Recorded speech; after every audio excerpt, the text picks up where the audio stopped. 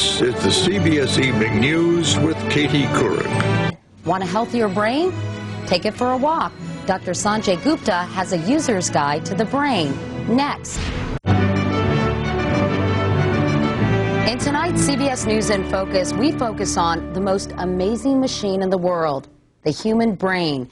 Emily Dickinson wrote, "It's wider than the sky and deeper than the sea." Actually, an adult brain weighs only about 3 pounds. 80% of it is water. The brain is packed with 100 billion neurons, sending messages at 220 miles an hour.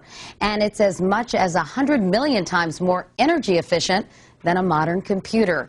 The brain has long been the most mysterious organ in the body, but science is now shedding new light on how it ages, handles stress, even repairs itself.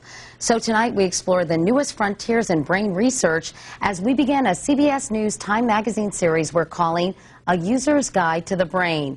Our new contributing correspondent and practicing brain surgeon, Dr. Sanjay Gupta of CNN, is here. Sanjay, we're learning so much about the brain these days. Yeah, it is remarkable. One of the long-standing beliefs was we believed that the brain had nowhere to go but down. But new research is showing that through mental exercise, you can actually keep your memory as you age.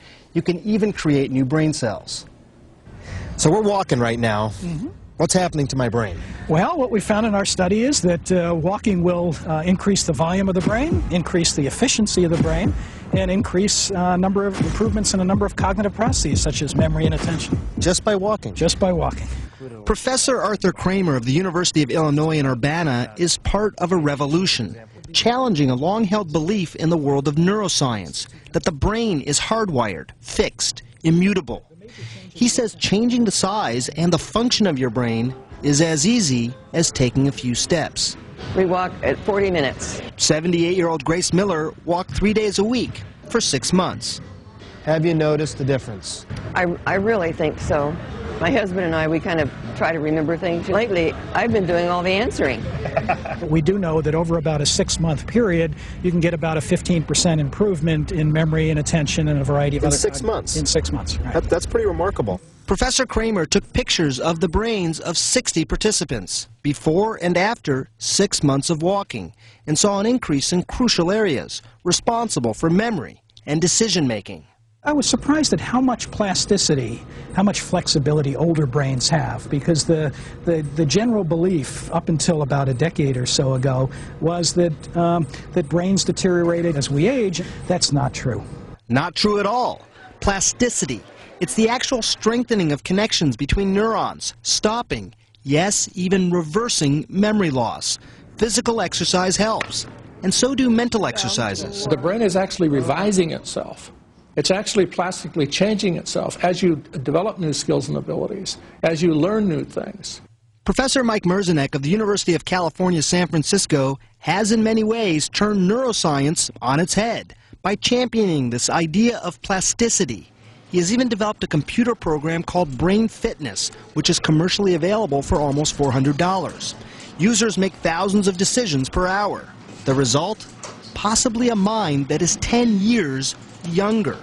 Seniors at the Heritage Estates in California say it's made a difference. It stimulates your brain and it really makes you remember and want to remember.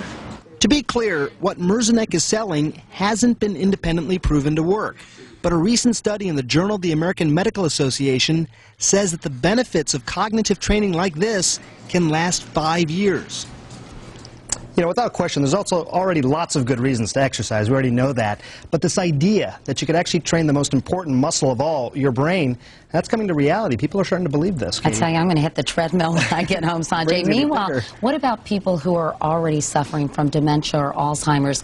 Can mental and physical exercise restore their memory? Well, here's what we know. Once you get to the stage of Alzheimer's, probably not. At least there's no studies to indicate that you could.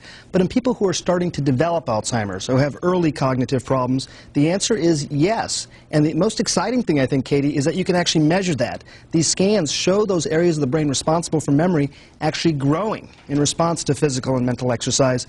So yes, there's hope for people who may have early Alzheimer's or early dementia. It really is exciting. Yeah. Sanjay Gupta, again, welcome. So happy to have you here. Thanks for having me. joining me. Our CBS News Time Magazine series, A User's Guide to the Brain, continues tomorrow here on the CBS Evening News with some amazing new science that may allow the blind to actually see with their tongues.